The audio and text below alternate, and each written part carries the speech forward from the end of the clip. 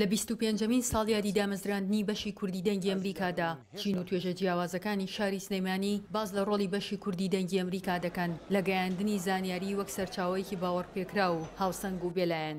سکرتێری لقی سلەیمانی سەندیکای ڕۆژنامەنووسانیش ئەم جۆرە باسی لە کاریگەری و ڕۆڵی دەنگی ئەمریکا کرد. ڕادیۆیەکە بێلایەنانە بە پیئیتیگیشی خۆیەکات هەواڵە گوازێتەوە بە شێوازێک لە شێوازەکان کە تەرەفگیری پێوە نەبێ ئەوەی کە با بڵێن لە بینی هەموو خەتەکانە ئیشەکات کەڵم هەموو خەتەکانیانی ئێستا کە لە سلێمانی و پەخشەکە وەکو ڕادیۆ لۆکاڵەکانی ئێمە نییە کار بۆ سلێمانی بکات. ڕۆژنامەنووسێکیش دەنگی ئەمریکا بەداهێنەر وەسف دەکات. یەکێک لە گرنگترینە و خاڵانی کە دەنگی ئەمریکا لە کاریگەری هەبووە لەسەر میدیای کوردی بە شێوەیەکی گشتیەوە بوو کە دەنگی ئەمریکا یەکەم جار شێوازی هەواڵی بادینی و سۆرانی هێنایەنەوە میدیاوە کە شتێکی تازە بوو دواتر لە دوای دەنگی ئەمریکا میدیاکانی تریش بە هەمان شێوە کاریان کردەوە هەم لە ڕووی کوالیتی و هەم لە ڕووی کارکردنەوە هەم لە ڕووی داهێنانی میدیایەوە دەنگی ئەمریکا گرنگێکی زۆری هەبووە. هاوڵاتیانیش لە شەقامدا ڕای خۆیان هەیە لەسەر بەشی کوردی دەنگی ئەمریکا. بە تەئکید کەناڵێکی تەلەڤیزیۆنی سەتەلایتی بێ زۆر ئیجابیترە و زۆر زیاتریش خەڵکی متابعەیەکە و هەم خەڵکی شەزانێکە دەنگی ئەمریکا و کاتەکە سوود و قازانجەکانی خۆی چیە بۆ خەڵکی.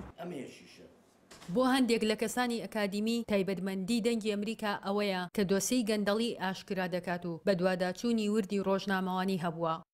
یەکێکم لەو کەسانی کە بە بەردەوامی ئیشەکانی ئەبینیم بڵاوکراوەکانی ڕۆماڵکردنەکانی ئەبینم دوانیوێتی کە گەندەڵیش دەربخات گەندەڵەکان بخاتە بەرچاو بتوانێت کە ئەو دەنگە داخراوانی کە هەمانە بیدەری بخات و خزمەتی گەلی کوردکە و کورد بناسێنێت.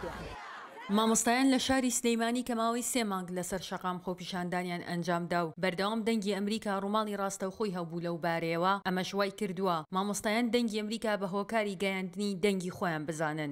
دەنگی ئەمریکا ڕۆڵێکی باشی بینیوە بۆ ئەوەی کە ئەم معاناتانی مامۆستا لە هەموو بوارەکانی سیستەمی پەروەدا بگەێنێ بە دەرەوەی وڵات. ئەمەش کاریگەریی باشیە بۆ لەسەر کە شارێک دروست بێت لەسەر بەرپرسانی وەزارەتی پەروەدا بە تایبەتی وها بە شێوازی گشتی لەسەر بەرپرسانی حکوومەتی هەرێمی کوردستان تاوەکو تا ڕادەیەک بەدەم داواکاری مامۆستایان و هەروەها پەروەردەوە بچن. بەشی کوردی دەنگی ئەمریکا بەردەوام بەشێک لە کارەکانی بریتی بووە لە گواستنەوەی ئەو چالاکیە هوەری و فۆلکلۆری و میلیانەی کە هونەرمەندان ئەنجامیان داوە. لە ڕێگەی لایڤەکانی بەڕێستانەوە یا لە ڕێگەی گواستنەوەی چالاکیەکانی ئەمەوە لە شوێنان و دواتر پەیوەندیمان پێوە کراوە دەستخۆشیمان لێ کراوە ئەوە خۆی لە خۆیان گەیاندنی کار و چالاکیەکانی ئەوە بووە ینی سنوورەکانی گواستەوەنی بە تایبەتی کوردانی تاراوگە و خەڵکانی دەرەوە زۆر لە ڕێگەی بینینی لایڤەکانی ئێوە بە چالاکیەکانی ئەمانزانی و دەستخۆشیان لێکردن. بەشی کوردی دەنگی ئەمریکا بە زمانی کوردی و بە دوو شێوەزاری جیاواز پەخشی بەرنامەکانی لە ڕادیۆ و بەرنامە تەلەڤیزیۆنی و وێبسایت و سۆشیال میدیا دەکات. سکرتێری لقی سلەیمانی سەندیکای ڕۆژنامەنووسان دەڵێت هیوادارین کە ئەگەر گوێ لە پێشنیارەکانی ئێمەی کورد زمان بگرن چ بە کرمانجی چ بە کرمانجی خوارویانی سۆرانی یان بە هەورامیە بە هەر شێوەزارێکیش بێت ئەگەر بتوانن سەتەلایتێک بکەنەوە ڕۆژی بە سەعاتێک بە 2 ساعتیش بۆکو سەرەتا جێگی خۆشبەختی میلەتی کورد.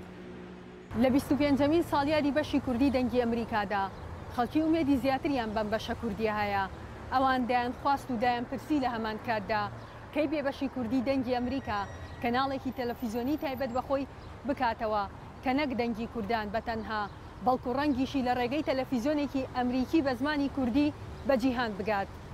ژیار محەممەد دەنگی ئەمریکا سلێمانی.